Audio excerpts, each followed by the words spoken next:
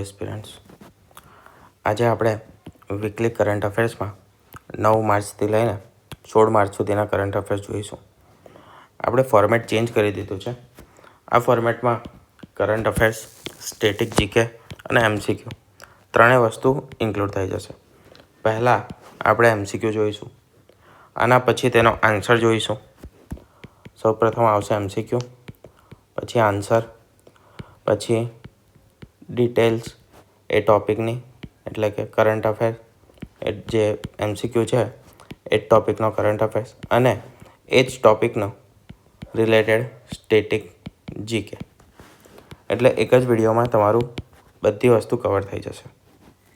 તો શરૂ કરીએ 9 માર્ચથી લઈને 16 માર્ચ સુધીના વીકલી કરંટ અફેર્સમાં. પહેલો ક્વેશ્ચન: ભારતમાં 2025માં કયું મિશન લોન્ચ કરવામાં આવ્યું હતું? ક્રૂ 10, ક્રૂ 9, ગ્રહયાન 1 કે પછી ગગનયાન 2? તો તેનો આન્સર અને કરંટ અફેર્સ તથા સ્ટેટિક જીકે પર જઈએ. આન્સર છે ક્રૂ 10 એટલે કે ક્રૂ 10. ક્રૂ 10 મિશન એ સ્પેસએક્સ અને નાસા દ્વારા સંયુક્ત રીતે લોન્ચ કરવામાં આવ્યું. આ મિશન આંતરરાષ્ટ્રીય અવકાશ સ્ટેશન એટલે કે ISS માટે એક ક્રૂ ડ્રેગન એન્ડેવર દ્વારા કરવામાં આવ્યું હતું. તેમાં 4 એસ્ટ્રોનોટ હતા. 2 એસ્ટ્રોનોટ જે હતા તે અમેરિકન હતા, એક યુરોપિયન હતો અને એક જાપાની અવકાશયાત્રીઓ સામેલ હતા. ક્રૂ 10નું મુખ્ય ઉદ્દેશ્ય હતો કે જે નવા વૈજ્ઞાનિક પ્રયોગો અને ISS પર લાંબા ગાળાની કામગીરી માટે એક પરીક્ષણ કરવું એટલે કે એક પ્રયોગ કરવો. તો આ હતું કરંટ અફેર્સ ક્રૂ 10 મેમ્બર્સ વિશે, જે લોન્ચ કરવામાં આવ્યું હતું સ્પેસએક્સ દ્વારા અને નાસા દ્વારા સંયુક્ત રીતે લોન્ચ થયું હતું. શેના માટે, ક્યાંથી લોન્ચ થયું હતું? તો કે ક્રૂ ડ્રેગન એન્ડેવર દ્વારા લોન્ચ કરવામાં આવ્યું હતું. 4 એસ્ટ્રોનોટ હતા અને તેનો મુખ્ય ઉદ્દેશ્ય હતો કે નવા વૈજ્ઞાનિક પ્રયોગો કરવા અને ISS પર લાંબા ગાળાની કામગીરી માટે પરીક્ષણ કરવું. જીકે જોઈએ તો નાસા એનું પૂરું નામ છે નેશનલ એરોનોટિકલ સ્પેસ એડમિનિસ્ટ્રેશન, જેની સ્થાપના થઈ હતી 1958માં. સ્પેસએક્સ જેના CEO છે એલન મસ્ક અને સ્પેસએક્સની સ્થાપના થઈ હતી 2002માં. ક્રૂ ડ્રેગન એન્ડેવર એ સ્પેસએક્સનું એક રિયુઝેબલ ક્રૂડ સ્પેસક્રાફ્ટ છે જેના દ્વારા મિશન લોન્ચ કરવામાં આવે છે. આગળ જોઈએ ક્વેશ્ચન નંબર 2. તો તાજેતરમાં ઇસરોના કયા મિશન હેઠળ સ્પેસ ડોકિંગ એક્સપેરિમેન્ટ સફળતાપૂર્વક પૂર્ણ થયું? ચંદ્રયાન 4, સ્પીડએક્સ, શ્રેષ્ઠ 2 કે પછી મંગળયાન 2? આન્સર છે સ્પીડએક્સ. ઇસરોએ સ્પીડએક્સ એટલે કે સ્પેસ ડોકિંગ એક્સપેરિમેન્ટને સફળતાપૂર્વક લોન્ચ કર્યું. આ મિશન 2 અવકાશયાન, જેમાં ડોકિંગ એટલે કે જોડવાનું, ડોકિંગનો મતલબ થાય છે 2 અવકાશયાનને જોડવાનો પ્રયોગ કરવામાં આવ્યો. ડોકિંગ ટેકનોલોજી એ સ્પેસ સ્ટેશન મિશન એટલે કે ભારતીય અવકાશયાન સ્ટેશન માટે ઘણી મહત્વપૂર્ણ ટેકનોલોજી છે. જીકેમાં જોઈએ તો ઇસરો, જેનું પૂરું નામ છે ઇન્ડિયન સ્પેસ રિસર્ચ ઓર્ગેનાઇઝેશન, તેની સ્થાપના થઈ હતી 1969માં. નાસાની સ્થાપના થઈ હતી 1958માં, જ્યારે ઇસરોની સ્થાપના થઈ છે 1969માં, લગભગ 11 વર્ષ પછી. મુખ્યાલય છે બેંગલુરુ. ઇસરોના અધ્યક્ષ છે એસ સોમનાથ. અહીંયા ચેન્જ કરવાનું રહી ગયું છે. હાલના અધ્યક્ષ બદલાઈ ગયા છે. આપણે ઘણીવાર એ નામ પણ જોઈ ચૂક્યા છે. તો હાલના ઇસરોના અધ્યક્ષ કોણ બન્યા છે સોમનાથનની જગ્યાએ, તે કમેન્ટમાં જણાવજો. ડોકિંગ સિસ્ટમ જે 2 અવકાશયાનને એકબીજા સાથે જોડાઈ શકે તેવી સુવિધા પૂરી પાડે છે તે સિસ્ટમને કહેવાય છે ડોકિંગ સિસ્ટમ. માજી લડકી બહેન યોજના એ કયા રાજ્ય સાથે સંકળાયેલી છે? માજી લડકી બહેન યોજના કયા રાજ્ય સાથે સંકળાયેલી છે? ગુજરાત રાજ્ય સાથે, મહારાષ્ટ્ર, ઉત્તર પ્રદેશ કે મધ્યપ્રદેશ? જવાબ છે મહારાષ્ટ્ર રાજ્ય સાથે. માજી લાડકી બહેન યોજના એ મહારાષ્ટ્ર સરકારે જાહેર કરી હતી તથા આ યોજના એ છોકરીઓ માટે એક આર્થિક સહાય પૂરી પાડતી યોજના છે. 18 વર્ષ સુધીની છોકરીઓને ₹75,000 આપવામાં આવશે. તેનો ઉદ્દેશ્ય છે મહિલાઓની શિક્ષા અને સ્વતંત્રતામાં વધારો કરવો. મહારાષ્ટ્ર રાજ્ય વિશે જોઈએ તો હાલમાં તેના મુખ્યમંત્રી છે દેવેન્દ્ર ફડણવીસ અને રાજ્યપાલ છે CP રાધાકૃષ્ણ. એ રાજ્યની એટલે કે મહારાષ્ટ્ર રાજ્યની મુખ્ય નદીઓ છે ગોદાવરી અને કૃષ્ણા, જે ઘણી લોકપ્રિય નદીઓ છે. તાજેતરમાં world para athlete grand prix 2025માં કઈ ટીમ ટોચ પર રહી હતી? ચીન, ભારત, નેપાળ કે પછી જર્મની? તો તેનો આન્સર છે ભારત.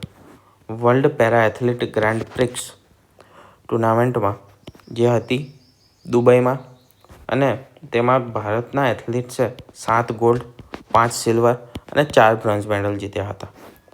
મહત્વપૂર્ણ ખેલાડી હતા સુમિત અંતિલ, જે જેવલિન થ્રો સાથે સંકળાયેલા છે, મરિયપ્પન થંગવેલુ, જે હાઈ જમ્પ સાથે સંકળાયેલા છે. કયો દેશ ટોપ પર રહ્યો છે? ભારત ટોપ પર રહ્યો છે. શેમાં? પેરા એથ્લેટિક ગ્રાન્ડ પ્રિક્સમાં, જે યોજાઈ હતી દુબઈમાં. 7 ગોલ્ડ, 5 સિલ્વર અને 4 બ્રોન્ઝ મેડલ જીત્યા ભારતે. સુમિત અંતિલ, જે જેવલિન થ્રો સાથે સંકળાયેલા છે, અને મરિયપ્પન થંગવેલુ, જે હાઈ જમ્પ સાથે સંકળાયેલા છે. જીકેમાં જોઈએ તો વિશ્વ પેરા એથ્લેટિક્સ, જેને આપણે વર્લ્ડ પેરા એથ્લેટિક્સ WPA તેનું સંચાલક છે, અને તેની સ્થાપના થઈ છે 1992માં. પેરા એથ્લેટિક્સના અન્ય પદક વિજેતાઓમાં દીપા મલિક સામેલ છે, જે શોર્ટપુટ ખેલ સાથે સંકળાયેલા છે, અને સુમિત અંતિલ આપણે હાલમાં જોયું જે જેવલિન થ્રો સાથે સંકળાયેલા છે. કરંટ અફેર્સમાં આગળ વધીએ તો મહિલા સમૃદ્ધિ યોજના તાજેતરમાં કોણે શરૂ કરી છે? મહારાષ્ટ્ર, દિલ્હી, ગુજરાત કે પછી પંજાબ? મહિલા સમૃદ્ધિ યોજના. તો મહિલા સમૃદ્ધિ યોજના શરૂ કરનાર સરકાર છે દિલ્હી સરકાર. દિલ્હી સરકારે મહિલા સમૃદ્ધિ યોજના શરૂ કરી.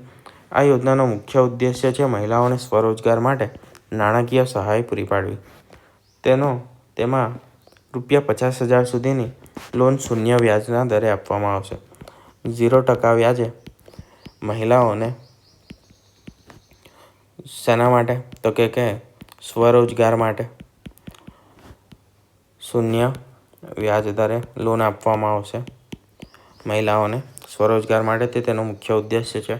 યોજનાનું નામ છે મહિલા સમૃદ્ધિ યોજના, અને લોન્ચ કરી છે દિલ્હી સરકારે. કેટલી લોન આપવામાં આવશે? 50,000 સુધીની લોન 0% વ્યાજે આપવામાં આવશે. દિલ્હી વિશે જોઈએ તો હાલમાં જ તેના મુખ્યમંત્રી નવા બન્યા છે, તે છે રેખા ગુપ્તા, અને ત્યાં ગવર્નર છે VK સક્સેના. 2025માં વિમેન પ્રીમિયર લીગ WPLનું ત્રીજું સત્ર કઈ ટીમે જીત્યું છે? એટલે કે ત્રીજું સેશન તેનું કઈ ટીમે જીત્યું છે ત્રીજી સિઝનનું? Delhi Capitals, Mumbai Indians, Royal Challengers Bangalore કે ચેન્નઈ સુપર કિંગ્સ? તો આન્સર છે મુંબઈ ઇન્ડિયન્સ B. WPL 2025 એટલે કે વુમેન્સ પ્રીમિયર લીગ. જે રીતે IPL યોજાય છે ઇન્ડિયન્સ પ્રીમિયર લીગ, એ જ રીતે વુમેન્સ લીગ યોજાય છે વુમેન્સ પ્રીમિયર લીગ તરીકે ભારતમાં. તેનું ત્રીજું સત્ર મુંબઈ ઇન્ડિયન્સે જીત્યું છે. તેના કપ્તાન છે હરમનપ્રીત કૌર, અને ફાઇનલ થઈ હતી મુંબઈ અને દિલ્હી કેપિટલ્સ વચ્ચે. એટલે રનરઅપ રહ્યું હશે દિલ્હી કેપિટલ્સ. WPL એટલે કે વુમેન્સ પ્રીમિયર લીગ, તેની સ્થાપના થઈ હતી 2023માં. 2023માં તેની શરૂઆત થઈ, અને આ તેની 3rd સિઝન હતી. તે સંચાલિત કરવામાં આવે છે BCCI દ્વારા, board of cricket council in India. 2023 WPLના વિજેતા છે મુંબઈ ઇન્ડિયન્સ, જે આપણે હમણાં જ જોઈ લીધું. 12મી સ્પેશિયલ ઓલિમ્પિક વિન્ટર ગેમ્સ 2025 કયા દેશમાં યોજાઈ હતી? ફ્રાન્સ, કેનેડા, ઇટલી કે પછી Germany? Special olympics winter games 2025 તે યોજાઈ હતી ઇટલીમાં. Special olympic winter games 2025 Italy ખાતે યોજાય, અને આ સ્પર્ધા એક મહત્વપૂર્ણ સ્પર્ધા છે, કારણ કે શારીરિક અને માનસિક રીતે અપંગ ખેલાડીઓ જે હોય છે, તે આંતરરાષ્ટ્રીય કક્ષાની આ રમત સ્પર્ધા છે.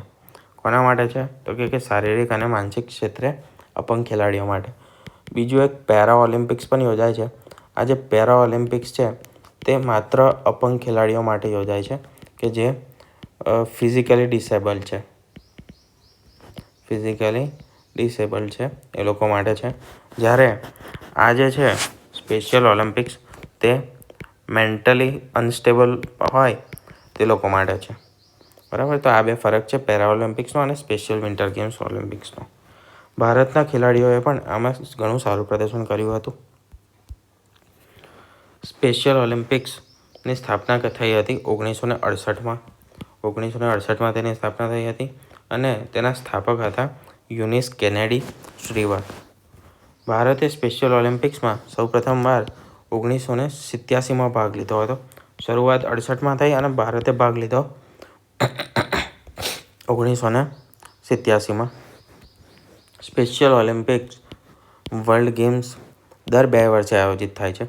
એકવાર સમર અને બીજી વાર વિન્ટર, એ રીતે અલ્ટરનેટ ડેઝ પર આયોજિત કરવામાં આવે છે. ઇટલી વિશે જોઈએ તો ઇટલીની રાજધાની છે રોમ અને સૌથી પ્રસિદ્ધ સ્પોર્ટ્સ છે ફૂટબોલ અને સ્કીઇંગ. તાજેતરમાં વિશ્વ ગ્રાહક હકનો દિવસ ક્યારે યોજવામાં આવ્યો હતો? 10 માર્ચ, 12 માર્ચ, 15 માર્ચ કે પછી 20 માર્ચ? તો તેનો આન્સર આવશે 15 માર્ચ. 15 માર્ચે ગ્રાહક હક દિવસ ઉજવવામાં આવે છે. 15મી માર્ચે. આ રોજ વર્લ્ડ કન્ઝ્યુમર રાઇટ્સ ડે તરીકે ઉજવવામાં આવે છે અને 2025માં ફેર ડિજિટલ ફાઇનાન્સ તે આ દિવસની થીમ હતી. Fair digital finance world consumer right ડેની થીમ હતી, જે ઉજવવામાં આવે છે 15મી માર્ચે. તેનો ઉદ્દેશ્ય હતો કે ગ્રાહકોના હકોની રક્ષા કરવું અને ડિજિટલ ફાઇનાન્સમાં પારદર્શિતા અને સુરક્ષા વધારવી. ભારતમાં ગ્રાહક સંરક્ષણ અધિનિયમ ક્યારે આવ્યો? તો એ આવ્યો 1986માં અને તેમાં 2019માં સુધારો કરવામાં આવ્યો. આરબીઆઈ દ્વારા ગ્રાહકો માટે મહત્વપૂર્ણ હેલ્પલાઇન શરૂ કરવામાં આવી છે, તે છે ઓમ્બડસમેન સ્કીમ. QS સબ્જેક્ટ રેન્કિંગ 2025માં ભારતીય સંસ્થાઓમાં કોણે સૌથી ઉચ્ચતમ રેન્ક મેળવી છે? સૌથી વધુ રેન્ક કઈ સંસ્થાએ મેળવ્યો છે? IIT Bombay, IISc Bengaluru, IISM Dhanbad કે પછી IIT દિલ્હી? કયા રિપોર્ટમાં, કયા રેન્કિંગમાં? તો કે QS સબ્જેક્ટ રેન્કિંગમાં 2025ના. તો તેમાં IISM ધનબાદ જે છે તેને સૌથી વધુ રેન્કિંગ મેળવ્યું છે. QS વર્લ્ડ યુનિવર્સિટી રેન્કિંગ 2025માં IIS ધનબાદ જે હતું તે ટોચનું સ્થાન મેળવ્યું છે.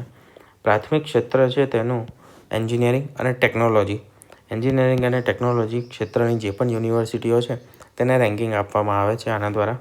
અને અન્ય ટોપની યુનિવર્સિટીઓ છે IISM ધનબાદ પછી IIT મુંબઈ અને IISc Bengaluru. QS world ranking તે રિપોર્ટનું નામ છે અને તેનો સંચાલક છે ક્વાકરેલી સાયમન્સ, જે UK બેઝ એક સંસ્થા છે. આ QSનું પૂરું નામ છે ક્વાકરેલી સાયમન્સ. તેનું પ્રથમ પ્રકાશન આવ્યું હતું 2004માં. તો મુખ્ય વસ્તુ યાદ રાખજો, QS તેનું ફૂલ ફોર્મ યાદ રાખવાનું છે. ક્વાકરેલી સાયમન્સ 2004માં તેનું પ્રથમ પ્રકાશન હતું. 2025માં જે રિપોર્ટ આવ્યો તેમાં IISM ધનબાદ જે હતી તે ઇન્ડિયાની સૌથી ટોપની યુનિવર્સિટી છે અને એના પછી છે IIM, IIT મુંબઈ અને IISc બેંગ્લોર. તાજેતરમાં ચેમ્પિયન્સ ટ્રોફી 2025નું વિજેતા બન્યું છે ઓસ્ટ્રેલિયા, ભારત, પાકિસ્તાન કે પછી ન્યૂઝીલેન્ડ? તો 2025ની ચેમ્પિયન્સ ટ્રોફી ઇન્ડિયાએ જીતી લીધી છે, ભારતે. ICC ચેમ્પિયન્સ ટ્રોફી 2025માં ભારતે વિજય મેળવ્યો. ફાઇનલ થઈ હતી ભારત, અહીંયા પાકિસ્તાન નહીં આવે, અહીંયા આવશે ન્યૂઝીલેન્ડ.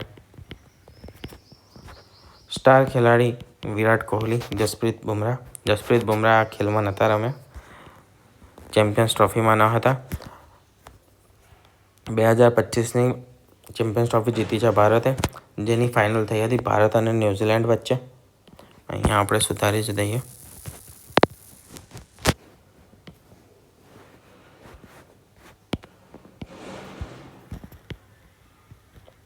ન્યૂઝીલેન્ડ.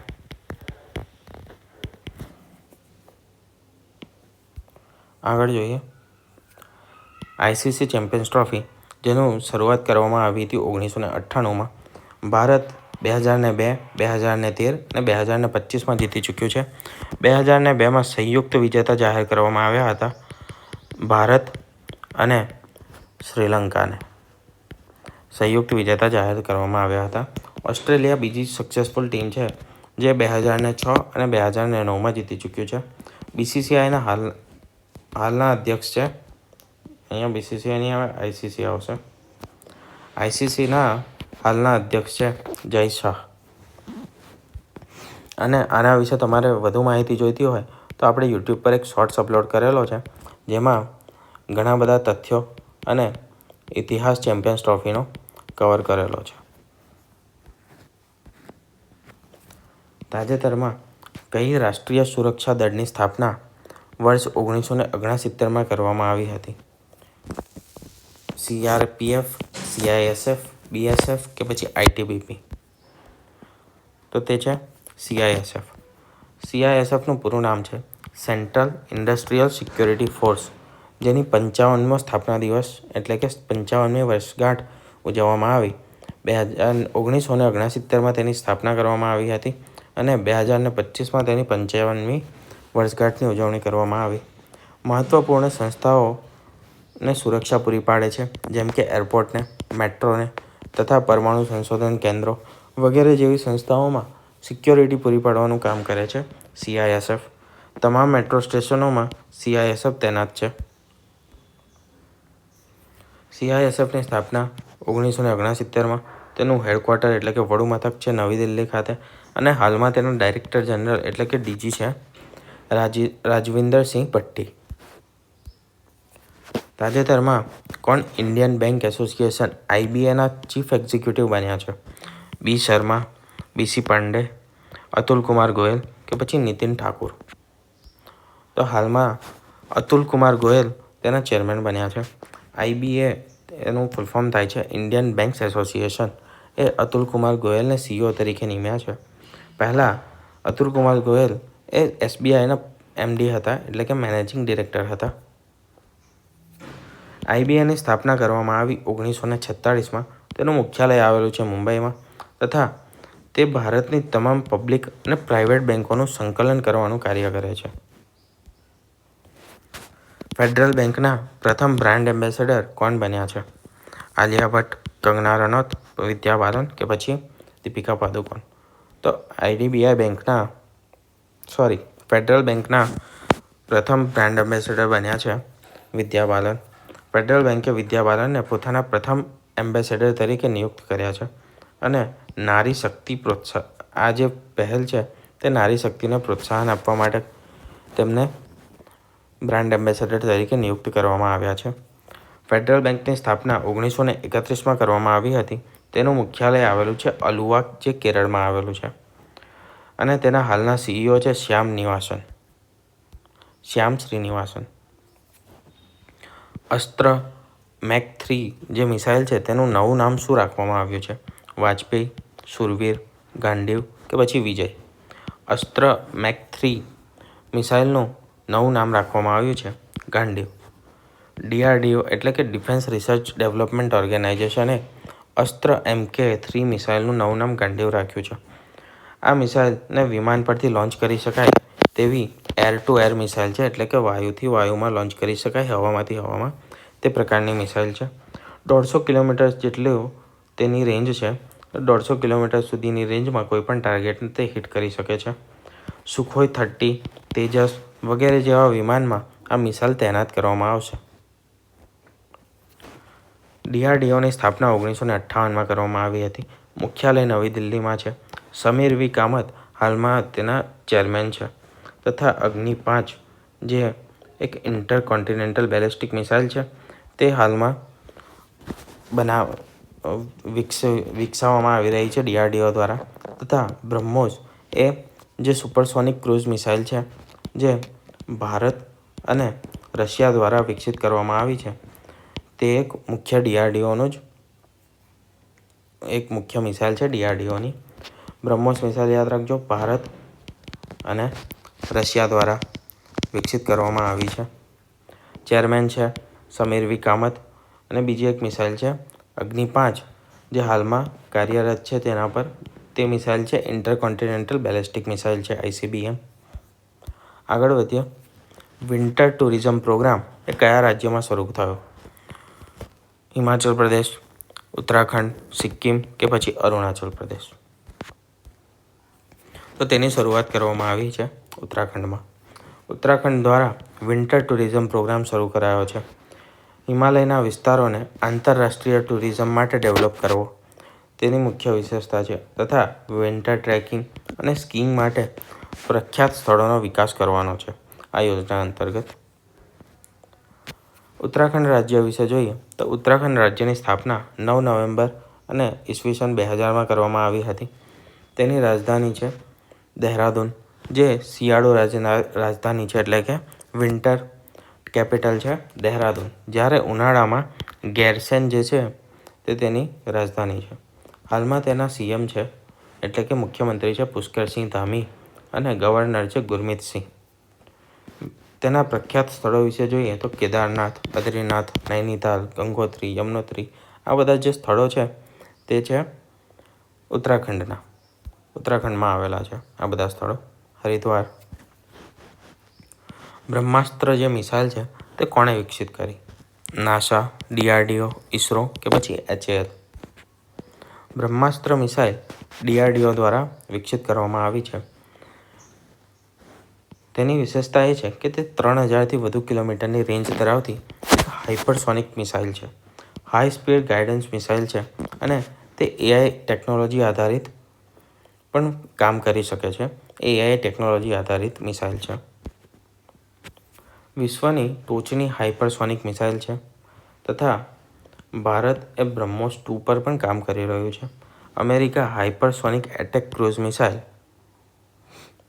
અમેરિકાની છે હાઇપરસોનિક એટેક ક્રૂઝ મિસાઇલ તથા રશિયાની આવાગાર્ડ છે. વિશ્વની ટોચની હાઇપરસોનિક મિસાઇલમાં જોઈએ તો ભારત પાસે છે બ્રહ્મોસ 2, અમેરિકા પાસે છે હાઇપરસોનિક એટેક ક્રૂઝ મિસાઇલ અને રશિયા પાસે જે છે તેનું નામ છે આવાગાર્ડ. તાજેતરમાં ભારતીય રેલવેએ એક નવી લાઈવ ટ્રેન સ્ટેટસ સુવિધા કઈ એપ પર ઉપલબ્ધ કરી છે? IRCTC રેલ કનેક્ટ, રેલ યાત્રી, NTES કે પછી ગૂગલ મેપ્સ? તો હાલમાં NTES જે એપ્લિકેશન છે NTESની, તેની સાઇટ પર લાઈવ ટ્રેકિંગ પ્રોવાઈડ કરવામાં આવ્યું છે ભારતીય રેલવે દ્વારા. NTES એટલે કે નેશનલ ટ્રેન ઇન્ક્વાયરી સિસ્ટમ, તેના એપને અપડેટ કરી છે અને લાઈવ ટ્રેન સ્ટેટસ અને રિયલ ટાઈમ ટ્રેકિંગ આ એપ દ્વારા કરી શકાશે. નવી GPS ટેકનોલોજીના ડેટામાં અપડેટ કરવામાં આવ્યા છે. ભારતીય રેલવેની સ્થાપના 16 એપ્રિલ 1853માં કરવામાં આવી હતી. ક્યારે કરવામાં આવી હતી? 16 એપ્રિલ 1853માં. વર્તમાનમાં તેનું મુખ્યાલય છે દિલ્હીમાં અને તેના રેલ મંત્રી છે અશ્વિની વૈષ્ણવ. સૌથી ઝડપી ટ્રેન છે વંદે ભારત એક્સપ્રેસ. તાજેતરમાં મહાભારતથી પ્રેરણા લઈને કોની યાદમાં એરફોર્સ એકેડેમીનું નામ બદલાયું છે?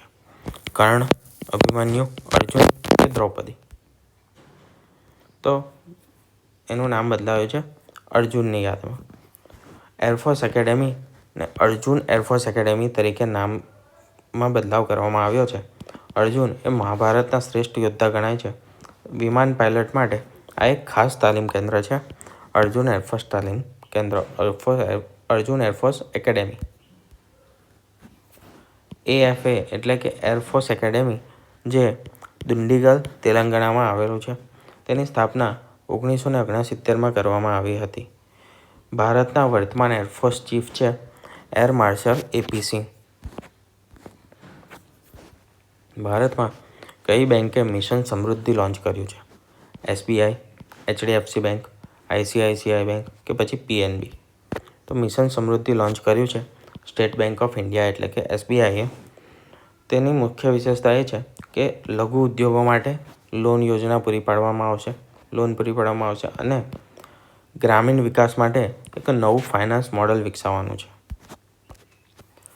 SBIની સ્થાપના 1 જુલાઈ 1955માં કરવામાં આવી. તેનું મુખ્યાલય મુંબઈમાં આવેલું છે અને હાલમાં તેના ચેરમેન છે ચલ્લા શ્રીનિવાસુલુ શેટ્ટી તેના ચેરમેન છે. ભારતમાં SBIની કુલ 24,000થી પણ વધુ શાખાઓ આવેલી છે. ભારત જાપાન કોસ્ટગાર્ડ મૈત્રી અભ્યાસ 2025 કયા શહેરમાં યોજાયો હતો? ટોક્યો, મુંબઈ, કોલકાતા કે પછી વૈશાખ એટલે કે વિશાખાપટ્ટનમ? તો તે યોજાયો હતો મુંબઈમાં. ભારત જાપાન કોસ્ટગાર્ડ એ સંયુક્ત અભ્યાસ 2025 મુંબઈ ખાતે યોજાયો હતો. તેની વિશેષતા એ છે કે સમુદ્રી સુરક્ષા માટે કોસ્ટગાર્ડ વચ્ચે સહયોગ વધારવાનો છે અને HADR હ્યુમેનિટેરિયન આસિસ્ટન્સ અને ડિઝાસ્ટર રિલીફ મિશન પર ભાર આપવાનો છે. તેના પર વધુ તૈયારી કરવાનો છે. શેની? હ્યુમેનિટેરિયન આસિસ્ટન્સ એન્ડ ડિઝાસ્ટર રિલીફની. હાલમાં ભારત અને જાપાન વચ્ચે યોજાયો 2025નો. ક્યાં યોજાયો? મુંબઈમાં. ભારતનો કોસ્ટગાર્ડ દિન 1 ફેબ્રુઆરીના દિવસે ઉજવવામાં આવે છે. જાપાનની રાજધાની છે ટોક્યો અને તેના વડાપ્રધાન છે શિગેરુ ઇશિબા. તાજેતરમાં વર્લ્ડ બિઝનેસ રેન્કિંગ 2025માં પ્રથમ સ્થાને રહી તે કંપની કઈ હતી? એમેઝોન, ગૂગલ, માઇક્રોસોફ્ટ કે પછી એપલ? તો સાચો જવાબ છે એપલ. વર્લ્ડ બિઝનેસ રેન્કિંગ 2025માં એપલ કંપની જે હતી તે પ્રથમ સ્થાને રહી હતી. ટોચની ટેકનોલોજી બ્રાન્ડ્સમાં એપલ યથાવત છે અને આ તેની જે ટેકનોલોજી છે એ તો તમને કહેવાની જરૂર નથી. આઈફોન, મેકબુક, AI, AR વગેરે ટેકનોલોજીમાં નવીનતા એપલ કંપનીની વિશેષતા છે. એપલની સ્થાપના થઈ હતી 1976માં. તેનું મુખ્યાલય આવેલું છે કેલિફોર્નિયા, USAમાં અને તેના CEO છે ટિમ કુક. એપલના મુખ્ય પ્રોડક્ટ્સ તમને બધાને ખબર જ હશે. તાજેતરમાં G20 મહિલા શિખર સંમેલન 2025 કઈ જગ્યાએ યોજાયું? ભારત, ફ્રાન્સ, ઇટલી કે પછી બ્રાઝિલ? તો G20 મહિલા શિખર સંમેલન બ્રાઝિલ ખાતે યોજાયું. G20 મહિલા શિખર સંમેલન 2025 એ બ્રાઝિલના રિયો દી જનેરિયોમાં યોજાયું હતું. વિશ્વભરની મહિલા નેતાઓએ ભાગ લીધો હતો તથા લિંગ સમાનતા અને મહિલા સશક્તિકરણ પર ચર્ચા કરી હતી. G20ની સ્થાપના 1999માં કરવામાં આવી. તેની અને બ્રાઝિલની રાજધાની છે બ્રાઝિલિયા. બ્રાઝિલના રાષ્ટ્રપ્રમુખ છે લુઇઝ ઇનાસિયો લુલા. ભારતમાં કયા દેશે લિથિયમ સંશોધન માટે સમજૂતી કરી છે? કયા દેશ સાથે? ચીલી, બોલિવિયા, આર્જેન્ટિના કે પછી ઓસ્ટ્રેલિયા? તેના માટે લિથિયમ સંશોધન માટે સમજૂતી કરી છે તે દેશ છે આર્જેન્ટિના. ભારત અને આર્જેન્ટિનાએ લિથિયમ સંશોધન માટે MOU પર હસ્તાક્ષર કર્યા છે. લિથિયમ એ EV બેટરી માટે ઘણું મહત્વપૂર્ણ છે. તેના માટે સંશોધન કરવામાં આવશે આ હસ્તાક્ષર હેઠળ.